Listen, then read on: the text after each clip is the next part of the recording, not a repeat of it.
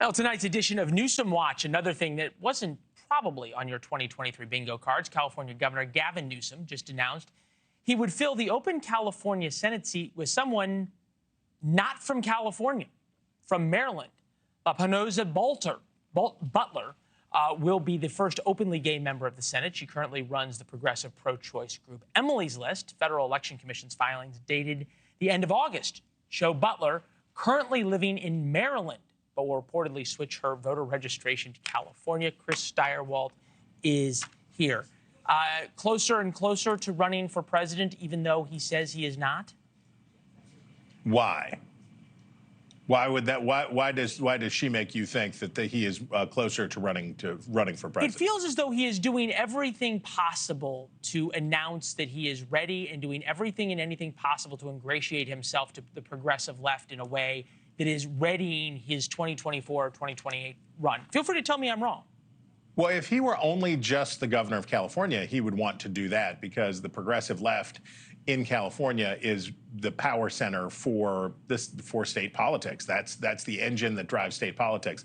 And with his appointment, he's choosing somebody who was an aide to Kamala Harris. He's choosing somebody who spent a lot of time in progressive California Democratic politics. And of course, Emily's List is the ne plus ultra, maybe the outside of government worker unions, the single most important entity in progressive politics. So whatever he's doing, this looks like a very smart pick because it is somebody who's not going to run for re-election and leaves the lane open for what's going to be a very contentious primary fight in California and satisfies the promise that he made when he was replacing an African-American woman with a dude that he would pick a black woman for the next vacancy. So he gets to check that box too. I know none of our hypothetical options, Michelle Obama, Oprah, Kamala Harris, or Meghan Markle, appears to have come true. And I know you predicted that, so I'm going to give you the point and the win on that. Coming up, I know you have some focus groups in Iowa with voters there, and I'm wondering if these kinds of issues, Gavin Newsom, who he appoints on and on and on, if those are the kinds of issues that even came up, even moved the meter at all with the focus groups.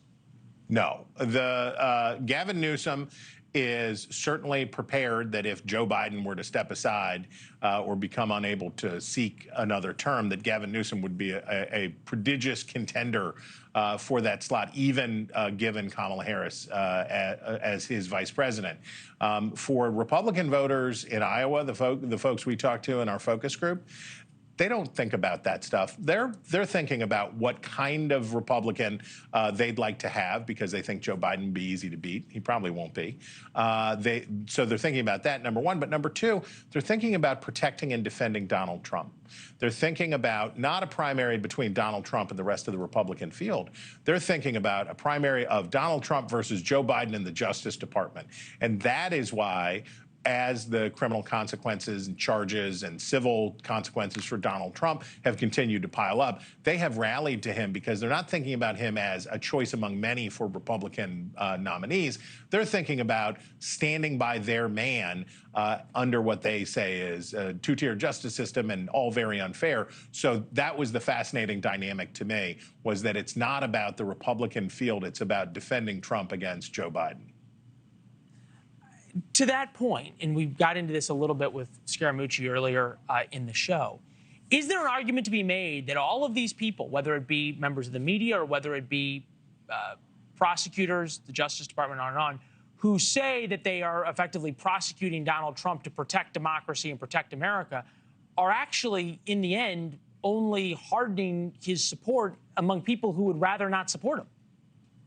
Well, I mean, by that reasoning, though, you'd say that Donald Trump, since it would only strengthen Donald Trump to prosecute him, that he should just be allowed to do whatever he wants to do all of the time.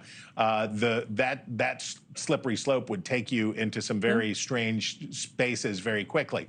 I don't know what the motivations for the Attorney General of New York or what anybody's particular motivations are, but I will say this, that for Donald Trump, it's true that for now Republicans say we're sticking by our guy, you can't take him down. as consequences pile up and as this goes on and on and on, there will be scuffage, right? There will be, Republicans are thinking about electability. They want to beat Joe Biden. And if it hurts Donald Trump in the long run with persuadable voters, that may have a trickle-down effect inside the Republican caucuses and primaries. Thanks for watching. Go to newsnationnow.com to find NewsNation on your television provider. And don't forget to subscribe. Click the red button to get more of NewsNation's fact-driven, unbiased coverage.